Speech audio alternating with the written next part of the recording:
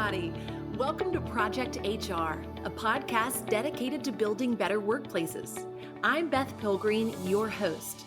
And today's episode begins with a familiar topic here on Project HR, the future of work. We've spent a lot of time on this program talking about the benefits of artificial intelligence and the way it can handle small tasks, freeing up employees to focus on the work that matters most. In this episode, however, we'll be addressing an element of that AI-filled future that we haven't yet directly discussed, and that's its impact on not only tasks, but jobs. The fear that AI will eliminate jobs in the future isn't just techno-fear talking. It's tomorrow's reality. But happily, it's something we can begin to prepare for today. And joining us today is Michael Lotito. Michael is a shareholder with the law firm of Littler Mendelson, and he is the co-chair of Littler's Workplace Policy Institute. In 2000, he was the national chair for the Society of Human Resource Management, and he's also the co-founder of the Emma Coalition, a nonprofit, nonpartisan organization designed to help businesses prepare for future technological job disruption. Michael, it's great to have you with us today. It's a pleasure to be with you. Thanks for inviting me. Of course. All right, let's dive right in. Let's talk about automation and AI and the ways you see them impacting our future workplaces. Well, we've referred to this as TIDE, technologically induced displacement of employees. We're in the midst of the fourth industrial revolution. And I think what makes this workplace change so different than, for example, the industrial one, when we went from agricultural to industrial, back at the end of the 19th and the early part of the 20th century, is that those changes took place over a longer period of time, which gave individuals an opportunity to upskill more gradually. So we eliminated, the buggy whip, and we put everybody on a Henry Ford production line. That occurred over, several decades. The change that's taking place now is going to be and is much more abrupt. And that's one of the key things that makes TIDE so different. Sure. And just to be clear, TIDE isn't something that we're imagining will happen sometime in the future, right? TIDE is already happening. Can you give us some examples of employee displacement happening today? Yeah, TIDE's been going on for some period of time. Manufacturers will tell you that they've been experiencing it for decades. Wow. So if you go into a manufacturing facility today, like an automobile plant, you'll see robotic arms and all sorts of different mechanized systems that work along with the worker, much in a cobot type of a situation. And the total number of manufacturing jobs in the United States over the past number of decades, has steadily declined. That's not necessarily a bad thing, because many of the robotic designs, help individuals, for example, do their jobs more safely. They will lift very heavy pieces of equipment and put them in their proper places, whereas humans, were much more hands-on with those kinds of efforts in the past. So there's definite positives about that. There's also negatives in the sense that, jobs have been displaced over time. More recently, we've seen a report from the Robotics Industry Association that, many more robots are coming into the United States. And now many of those shipments are going into non-automotive companies, non-manufacturing companies. So, we're seeing automation taking place right now before our eyes, which is exacerbated by what we call VIDE, the virus-induced displacement of employees. Okay, I'd love to hear more about VIDE if you don't mind expanding on that. Well, it's no news to your listeners that we are in unprecedented times with the pandemic. And what we think has happened is that VIDE, the virus-induced displacement of employees, is impacting with TIDE, and the two are merging together. Let me be more specific. We have displaced over 30 million individuals in about 6 weeks. We'll have, additional unemployment numbers coming out soon, where our unemployment rate will go from about 3.5%, possibly as high as 20% by the summer. These are numbers that we have not seen since the Great Depression, presenting, an incredible challenge for the entire country, challenges that we haven't faced, since World War II. And I think that there's going to be a recognition that robotics and AI solutions can help do jobs today that humans are performing and putting them at risk. For example, a healthcare worker doing an evaluation of an individual who may be impacted with the virus. The more that could be done from a robotics perspective, the better off we would be. From an AI perspective, if we had better data, we'd be able to do much better projections as to where the virus would be impacting certain communities. Communities could plan better with respect to the number of hospital beds and ventilators that would be necessary. The grocery store situation. We've all been into, or many of us have been into a grocery store, and you can only go down one aisle, and you have to go down the other side in order to maximize social distancing. People, are wearing gloves when you're taking, a can of soup off the shelf because you're afraid of touching it. Well, what if the automation from a robotic standpoint was placing those items on the shelf? You can go into a grocery store today and never touch anything with a robotic solution, and you don't have to even, check out, by pushing in your 4-digit number when you put your credit card in and touch anything. It can all be done, through the iPhone, and in certain stores with a robot, going around and picking the things off of the shelves.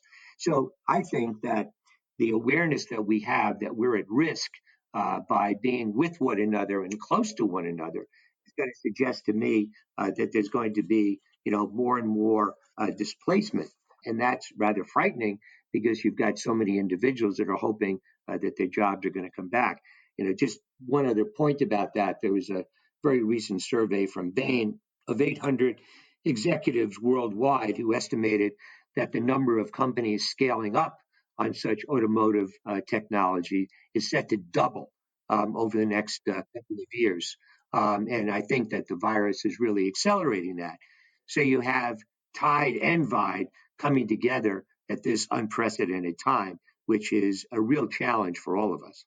I bet. That is so fascinating, talking about the robots potentially, I guess, taking over where a healthcare worker would be, because honestly, for the first time ever, in the past, I know that people have been concerned that robots could take their jobs, but right now it seems like it would be such a nice relief so that people wouldn't have to be exposed to a deadly virus. Yeah, I think that that's exactly correct. And, that this automation revolution that we're going through does have a fear factor that goes with it. And we'll talk Sure. about that, some of the remedies to it. But there's also a lot of positives. I mean, you always think about, take, for example, a police officer. Would you rather have a police officer go into a backpack that's been left behind where people are fearful that there's a bomb in it? Or would you rather have a robot do it? Right? I mean, total no Yeah, brainer, there's no right? question. Okay, there's just no question about it. Hmm. So I think we're intensifying people's awareness that personal interaction is not necessarily the best thing to do from a productivity standpoint, from a health standpoint. Right. And the AI perspective is, we need data in order to make better predictions. Hmm. We're going to need data with respect to the pandemic situation to defend the inevitable lawsuits. So take a company that's doing temperature checks every day for individuals that are coming in. The lawsuit gets filed that the temperature checks are having a negative impact on, one protective class versus another.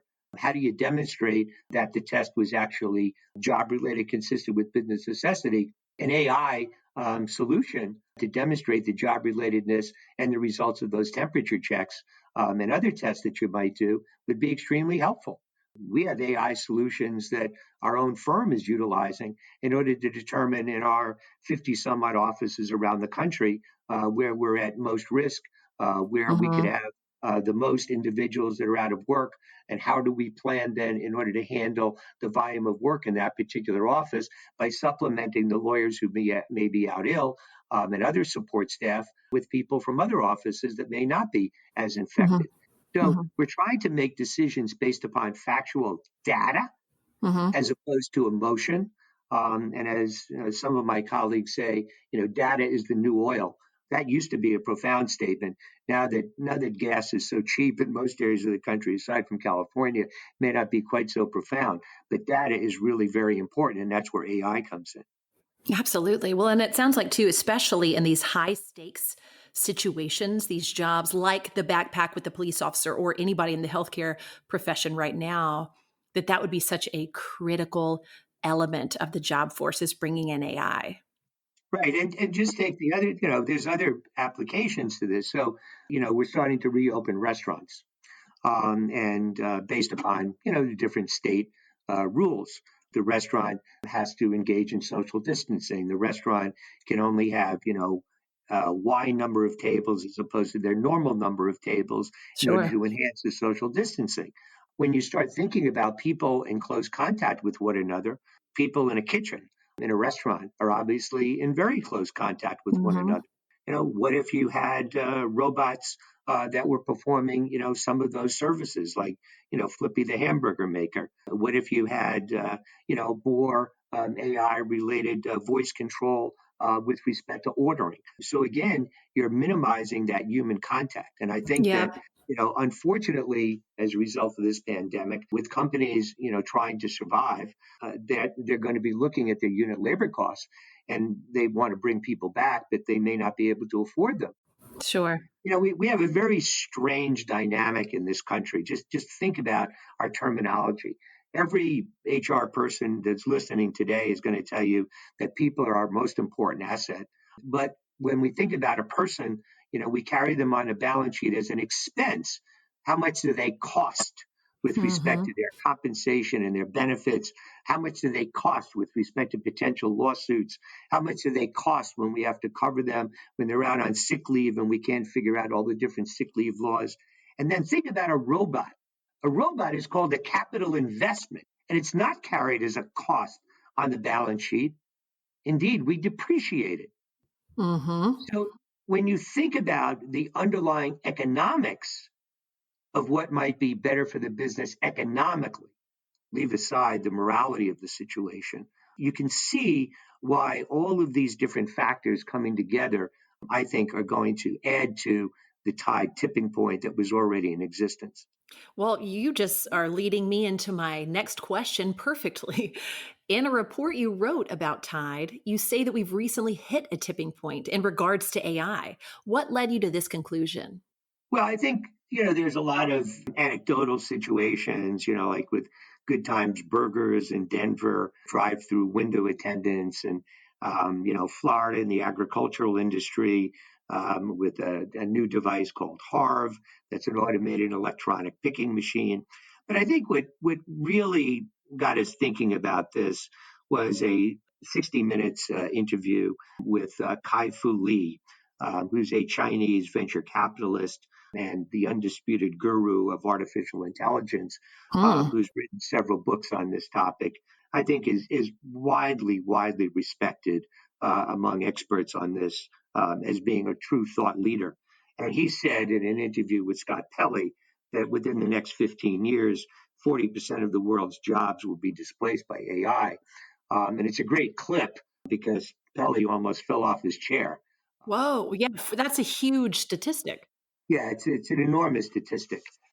People will disagree with that. There's other very credible thought leaders who say, "Oh, it's not nearly that bad. Oh, it may only be 10% or 15%." Well, I just want you to think about job displacement. In a period of 6 weeks, we've gone through incredible job destruction. Hmm. And that's the 30 million people, somewhere in the neighborhood of 1 in 6 people in California, don't have a job. The unemployment systems in the country are absolutely at capacity. They can't Hmm. process the number of claims that we have. The 30 plus million number that we have, right now is probably not accurate because that takes into account the individuals whose claims are being processed as opposed to those that haven't. This is having a cataclysmic impact on the country. And there is no plan for this to have happened. We're Hmm. being taken advantage of in the extreme by an unforeseen enemy. Right. Don't Yeah. see the virus. When you think about Tide, we thought about it as technologically displaced employment, not destruction of employment, because Sure. you can avoid the destruction if you have a plan in order to deal with the displacement. Now, you couldn't have planned for the pandemic, but you see the impact of what happens when you don't have a plan. You see the impact that we weren't prepared for this with respect to the unemployment situation, the unemployment offices. And one will argue with a great deal of credibility that nobody could have foreseen this. True. True. But when people say nobody could have foreseen Tide, that's not true. Right. Well, what jobs are most likely to be impacted by Tide? Jobs that tend to be very repetitive with respect to their tasks, those are most at risk. Lower level positions clearly are at risk. Like in the automotive industry, for example, like in the factories? Certainly some of those factory jobs with respect to the repetitiveness, but also a lot of jobs in offices that require, repetitive evaluation of documents and things of this nature. I mean, all of those kinds of jobs are going to wind up being displaced either through AI or robotics. There's a large number of these types of lower level positions. And, people have said, and you think about your educational system, certainly at my age, it was the three R's. The jobs that are going to be most sought after are going to have a skill level that not only involve the three R's, but the three C's: communication, collaboration, and creativity. Those are the types of human skills that are going to be very difficult to displace with respect to robotics. So it's those higher end jobs with those types of skills that are going to be most in demand. Okay. And let's talk about the numbers here. There was a University of Maryland study that was staggering. Can you share those findings with our listeners? Well, the 2018 Maryland study found that robots eliminate more jobs than they actually create. And they had an analysis that it takes about 5.6 workers to do the job of a robot. So the displacement can be enormous. I think that that's, probably true, but it doesn't also take into account, the number of jobs that are going to wind up being created. All right, Michael, we're going to take a sponsorship break. But when we get back, we'll talk about how we can help those displaced workers of tomorrow today. So stay with us.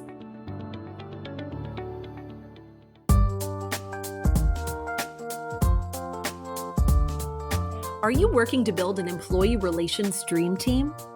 I've got an in-depth guide that provides the same roadmap used by employers of choice across the country. It reveals the 3 functional areas you must address before you begin building your dream team, gives you detailed job descriptions, and key performance indicators that will make your team a trusted part of top management. Get inspired and meet the needs of your company with this masterful guide to building your employee relations dream team. Download it at unionproof.com/build an employee relations dream team.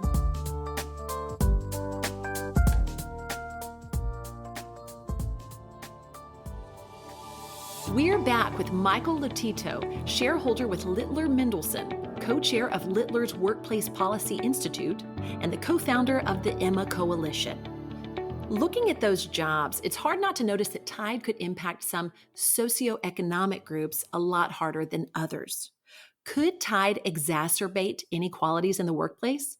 It certainly can exacerbate inequalities. I worry about the impact of Tide in a lot of different ways, socioeconomically. I think that a lot of jobs at risk may be those jobs that a lot of people get as their very first job, the job in a restaurant. And you take a city, for example, where, people have different paths that they could take, positive ones by getting a job and negative ones that have other consequences. I worry about where those individuals go to get those first job skills, the showing up on time, being able to deal with coworkers, some of the real basics. So I worry about those individuals. Do you think it will have similar effects on gender inequalities? Well, there's some studies that are interesting that, women may be more empathetic and that women may be better at communication, collaboration, and creativity.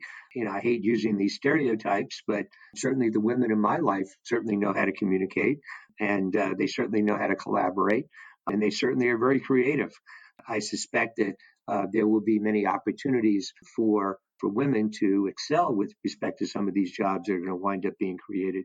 And tide is also predicted to impact some parts of the country harder than others. Is that right? There's been different studies that have been done by different organizations that have taken a look at this, that have examined, again, the types of jobs in a particular area. This has been done very extensively, not only with respect to cities, but also counties. One of the things that your listeners may want to do is, again, go up on the Emma website. Those studies are there to have an analysis of, the areas that their operations are in. To see what the impact would be. So, yeah, it doesn't necessarily hit everybody evenly, much like the pandemic doesn't necessarily hit everybody evenly.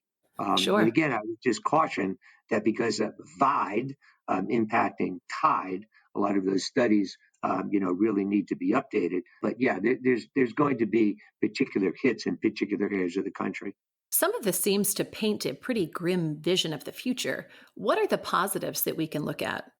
One of the positives we've already talked about, that the activity that needs to be performed in order to complete a particular task that subjects an individual to health and safety concerns can be done by a non-human. And that can be very positive with respect to lowering workers' comp claims. It can have a positive impact with respect to any kind of health-related issues that individuals may experience. So I think, that can be obviously extremely positive. We've talked about the creation of new jobs that are going to come about. Right. The one thing that's happened with respect to all of our industrial revolutions is that at the end of it, America has always had more jobs than they had going in. And I don't dispute that. People want to know, well, what are all of those jobs going to be? Well, I don't know what all of those jobs are going to be. When I was going to school, which was again some time ago, there was certainly no course in computer science. There was no course dealing with data analytics. Those individuals are now extremely important. I've been practicing law for a long time, and it was only until I came to Littler, and about, I don't know, 4 or 5 years ago, where we have a dedicated data analytics department. A data analytics department that now has, I think, 20 people in it. Jobs didn't exist before that Wow. do things such as our pay equity audits. Some of these individuals are lawyers, but many of these individuals are not. And the compensation levels for those individuals are extremely high. So those type of jobs, I think, hopefully will, predominate. So I think that, at the end, we will be in a better place, and certainly we are today. And I don't mean just today because of the VIDE situation. So I'm very optimistic about that.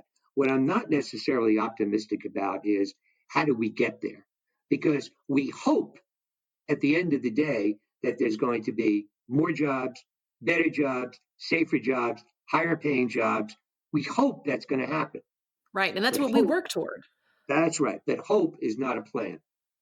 So it sounds like the elimination of one job could mean the creation of many other jobs. But worker capabilities don't change overnight. How can we prepare those future disrupted employees to take on the new jobs that will be created as a result? Well, that's a great question, and that is the penultimate question. First thing you have to do is do a data analysis with respect to job skills that are most at risk and job skills that are going to be most in demand. Then you have to begin redesigning the K through 12 educational system in order to be able to start teaching those skills. I know that, a lot of educators say it's not our job to teach somebody how to get a job, but it is their job to teach people skills that are going to be important with respect to jobs that are going to be in demand. And that those skills are going to be important, like the three C's, like making sure that, people have exposure to computers and whatever. So all of these things are going to be important, I think, beginning in K to 12, in some instances, even with respect to preschool. But that takes into account the individuals that are young, that are just coming into the workforce. There's going to be displacement of individuals that are in the workforce. What do we do there? One key thing that I believe that we've got to move to are lifelong learning accounts. People talk about $15 an hour. $15 an hour doesn't mean anything if you don't have a job. The lifelong learning account, and we've got different, thoughts with respect to how to fund it, through government and employer and employee contributions, much like a 401k that becomes portable that you can take with you, enables the individual to continue to upskill over the course of their entire work history and work career, because these skills are not going to be static. They're going to continue to evolve. So we certainly need to move into that direction. Candidate Yang, during the debates from the Democratic side, talked about some of these things. And when he, dropped out of the race, this issue became invisible, which was a Hmm. real loss and a real lost opportunity Yeah. to raise this issue at a much higher level. And then the question becomes, how do you engage with universities? How do you engage with community colleges? How do you create these online courses with respect to these upskills?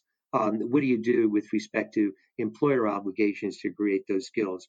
What do you do with union and non-union apprenticeship programs to be able to do it? I mean, we have the tools to do these things, but we don't have the real plan in order to accomplish it. One of the things that, we're doing is we're sending a letter, I think this week, to the Secretary of Labor talking about a funded program of the government, WIOA, the Workforce Investment Act, that sends millions of dollars to the states on a regular basis, which is up for reauthorization this year, and how to reformulate that program in order to mandate that as a condition of getting that money, the states need to undertake this sort of workforce analysis in order to be able to come up with this sort of a plan. Hopefully, the secretary will find merit in that suggestion, Yeah. and even create a task force that we've suggested that he do in order to drive this initiative forward.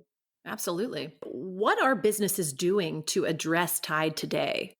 Well, there's a few businesses, much higher end businesses, that have been thinking about Tide for a long period of time. And that do, in fact, have a great number of programs in place in order to be able to help upskill individuals and make for workforce transformation and workforce transitions, and do it in an extremely humane way. Unfortunately, those companies are few and far between. But that is very, very unfortunate. And I hope that one of the outgrowths of the pandemic, one of the other casualties, if you will, of the pandemic, is our inability to focus on these longer term issues and get back to that quickly. How is the government involved? Is Tide being acknowledged on a national or even state level? I think that the best practice is what Washington State did. Washington State had the legislature enact legislation that created a special task force that studied the impact of tide in Washington State. They issued a report in December of last year. Hmm. It was extremely well done. More work needs to be done. They really have a great blueprint and a great best practice for other states to follow. Unfortunately, that task force's funding expires in June. Given all of the other problems, I'm not sure that it'll be reauthorized. Um, Right, that it would be a priority right now. Exactly. I mean, Yep. California announced that they were going to have a task force. There's been very little publicity about the task force. It's really an outgrowth of a little Hoover report that had been issued a few years ago that basically said California, the fifth or sixth largest economy in the world with a 40 million population, and at that time, 19.5 or 6 million people in the workforce, that they were at enormous risk of tide without any kind of a plan. But again, is that a casualty with respect to the pandemic?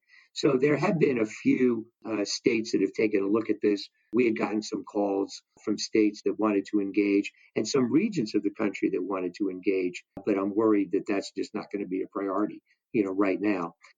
As far as the federal government is concerned, the president did form a task force of different business leaders and other stakeholders, but they were focused more on the immediate job skills that were necessary in order to do the jobs that were not being performed back in the day, 3 months ago, when we had a 3.5 unemployment rate. And one of the biggest issues that companies had was they couldn't find people that were capable of doing the jobs that at that time were open. So that task force was really focused on the immediacy issues.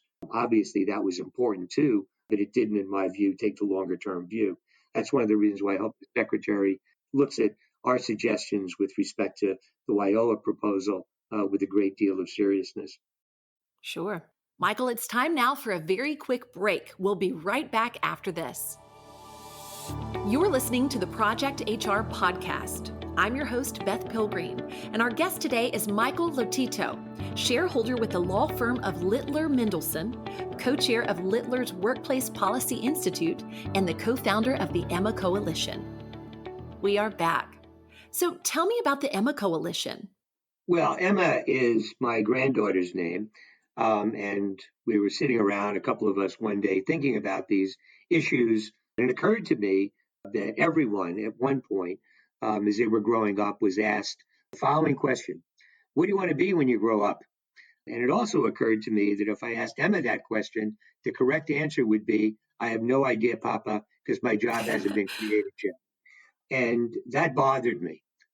I believe that we have a moral obligation, a societal obligation, an economic obligation in order to make sure that the workforce of the future gives those individuals that are in school today the opportunities to have the kind of life that I did.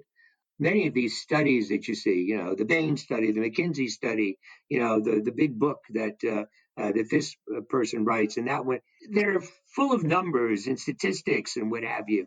I wanted to humanize it. And I thought that the best way of humanizing it was to name the coalition after a real person, Emma, because Yeah. there's an Emma in everybody's life. And we all, I think, have a common bond in that we hope that our children will have a better life than we've had and participate in that American dream. So we created Emma. It's a separate 501c3 that Littler and the National Restaurant Association are a key partner in this effort, support. We've got our own board of directors with people like Tom Green of Asian Robotics Review and others that continue to work on these concerns. And we continue to reach out to all different kinds of stakeholders in order to discuss this issue. We write, we publish, we do podcasts, which we thank you for. We've got our website and we continue to plow ahead. That's awesome. I love that you feel so strongly about this issue and that you've personalized it with your own grandchild. And it's true, this is an issue that's not about us, but about her and members of her generation. Is the goal to create a template for our best response to TIDE? Yes, that is the goal. And we're working now on some very, very exciting initiatives with respect to data gathering, data analysis, in order to be able to help, whether it's companies or areas of the country, cities, counties, states, in order to engage in the kind of analysis that's going to be necessary to build the skill sets through different kinds of programs that are going to have to be done, conversations with different universities along these lines. So it's just a wonderful, wonderful feeling to be doing something that's important for the future as part of the legacy that I think we all would like to give to our children. Because as you Yeah. say, this is not about me. I could retire now. My jobs have probably been mostly completed, but these other individuals, I feel the same obligation to my granddaughters, to my two granddaughters that my parents felt towards me. Well, this effort reaches into so many areas: regulatory, education, not to mention the business community itself. How can the Emma Coalition connect all these areas? Well, I think one of the ways we do it is by being nonpartisan. Another way we do it is by being nonprofit and having the support of the largest labor and employment law firm in the world is very beneficial. Having a key partner, the National Restaurant Association, which is America's first job, restaurants. About 1 in 3 individuals, their first job was in a restaurant. We're very concerned, obviously, about the restaurant industry today, but NRA has been terrific, National Restaurant Association, and their state affiliates are great. So it's wonderful to work with them, and their support has just been outstanding. Wow. Well, how can companies or individuals help the Emma Coalition's cause? Give us a call. Go to the website, check it out, see if you'd like to, participate in some fashion, learn about best practices, get engaged, and we're happy to talk to you. Well, and just a note to our listeners, links to the Emma Coalition, to the Coalition's report on TIDE, as well as to Littler Mendelson itself will be included in this episode's companion guide. So take a moment and sign up for it today at projectionsinc.com/podcast. Right now, though, Michael, it's time for our lightning round questions. And these are questions we ask every guest of the podcast. Are you ready? I was born ready. All right. Topic showdown. In this episode, we discussed how to prepare for the future impact of TIDE. Because we here at ProjectHR can't resist a good metaphor, just to be clear, when it comes to technology-induced displacement of employees, does the Emma Coalition endeavor to swim with the tide or against it? We're swimming with the tide. We're going to swim right with it. Yeah, we're going to ride those waves. Definitely. That's great. What's the worst job interview question you've ever been asked? I don't particularly remember a bad job interview, but I absolutely remember waiting 3.5 hours in order to be interviewed. Wow. And almost walked out. Actually, I was walking out. I was in the elevator, and the interviewer came after me and brought me back in. And I ultimately got that job. But it taught me a lesson that if you want to be an employer of choice, the first thing you want to do is make sure you're on time to interview the candidate that you're supposed to see. What's your favorite thing about working in labor and employment law? I deal with real people. This is not, some academic discussion about, your will or your trust or your merger, your acquisition. The kind of work that we're doing today is impacting real people with real lives, and it's a responsibility that we take very, very, very seriously. That's awesome. What's the best piece of advice you've ever been given? It was actually something that I read. It was a short quote from Churchill that I think is particularly applicable in this time, where he said, "It's not enough that we do our best. Sometimes we have to do what is required." And that is what we were doing right now. What is required. Best ain't good enough. That's really good. Who or what inspires you? Abraham Lincoln. He kept this country together in the most unbelievable of times when we were literally killing one another. And now we have a virus that's killing all of us.